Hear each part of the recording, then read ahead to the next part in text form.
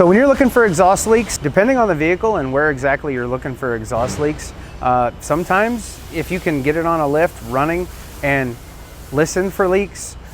put your hands as close as you can to the joints in the exhaust, feel for the gas coming out. If you've got something and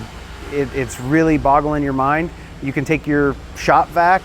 run it up one of the tailpipes, stuff rags in the rest of the tailpipes, and like old school finding a bike tube leak, get a spray bottle with some soapy water and start spraying it on